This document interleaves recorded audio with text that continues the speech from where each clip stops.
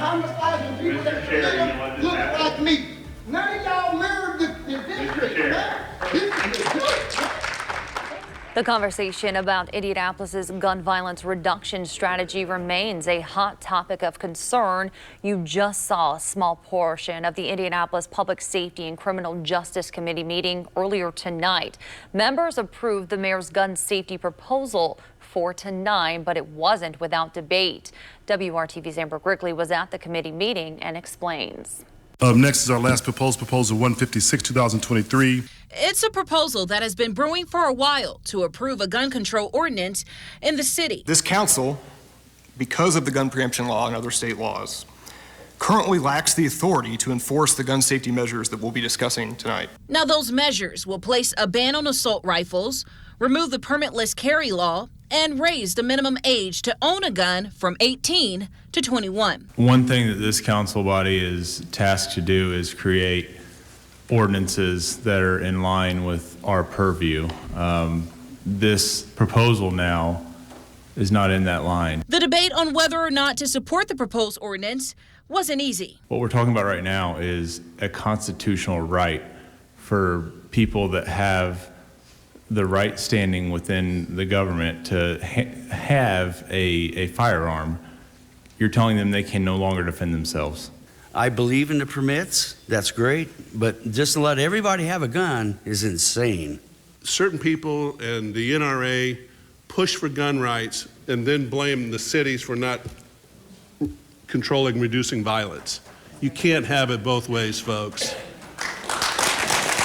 As the council committee went back and forth, this overall proposal, which I will be voting against. The citizens who attended had their chance to speak as well. Yes, I am numb to it. Some more outspoken than others. Mr. Chair.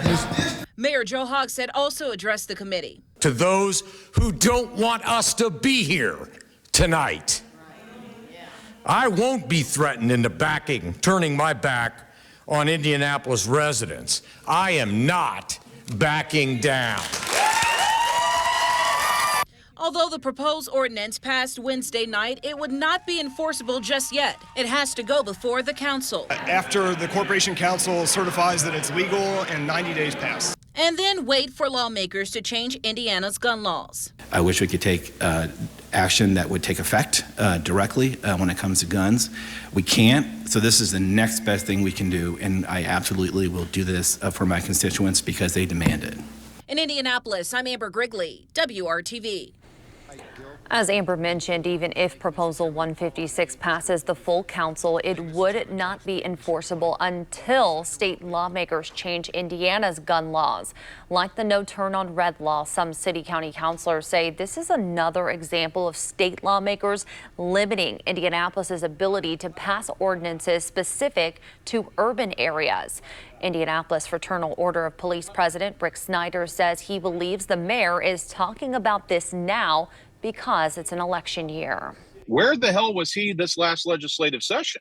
He had the opportunity to go back and fight to get that law repealed, and we have confirmed through state legislators that he was nowhere to be found. It's bad public policy to intentionally create a local ordinance that you know violates state laws for appearance sake. Until we get the rest of the state to realize if we don't take care of some of our urban areas, that's a slow, cancerous death, then we're going to have a very sketchy future.